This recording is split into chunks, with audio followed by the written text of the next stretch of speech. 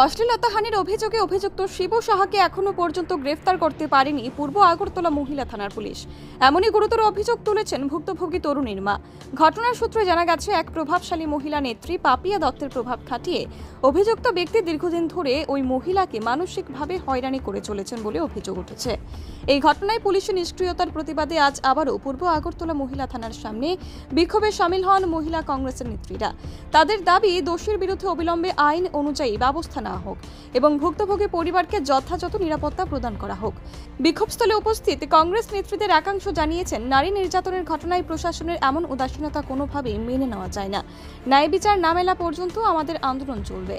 কারণটা হলো যে আমরা 6 বিধানসভা, আপনারা জানেন যে বিদ্যাসাগর আবাসনে 1 নম্বর বুথ সভাপতি বিবেকানন্দ আবাসনে 1 নম্বর বিজেপির বুথ সভাপতি শিবু সাহা দুর্গাপূজা চাঁদা না দেওয়াতে একজন নাবালিকা মেয়েকে শ্লীলতাহানি করেছে। দুর্গাপূজা চাঁদা মনমতো না দেওয়াতে বিভিন্নভাবে, তো আমরা মহিলা থানায় আমাদের মেয়ের মা, নাবালিকার মা থানায় এফআইআর করে গেছেন ওর নামে, কিন্তু আজ অবধি আজকে এতদিন হওয়ার পরও শিবু সাহাকে পূর্ব মহিলা থানায় অ্যারেস্ট করতে পারেনি। তো আমরা সেদিনও এসে গিয়ে বলেছিলাম ম্যাডামকে যে আপনি এটা অ্যারেস্ট করেন, কিন্তু কালকে অবধি দেখলাম যে সে বিন্দাস ঘুরছে, কোনো অ্যারেস্টের কোনো তার পূর্ব মহিলা থানার কোনো ভ্রুক্ষেপই নেই। তো আজকে আমরা আসলাম, ওনাকে অ্যারেস্ট করতে হবে, যতক্ষণ অবধি অ্যারেস্ট না করছে আজকে আমরা থানার সামনে থেকে আমরা ফিরবো না।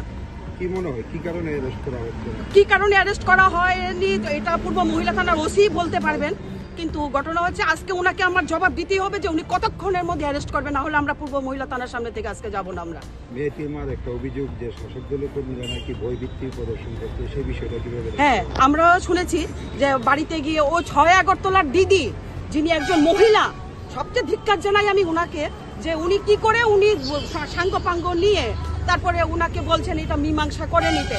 কারণ একটা নাবালিকা মেয়ের উপর যখন অত্যাচার হয়, একটা মাই বুঝবে যন্ত্রণাটা কতটুকু।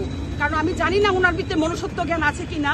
তো আমি এইটুকুই বলবো যে আমরা এটা বিচার চাই, বিচার করেই আমরা এখান থেকে আমরা আজকে যাব, কারণ এটা ন্যায্য বিচার আমাদের দিতেই হবে পূর্ব মহিলা থানায়। এই বিষয়টা নিয়ে মহিলা কমিশনের সঙ্গে কোনো কথা? Bureau report, PV north east.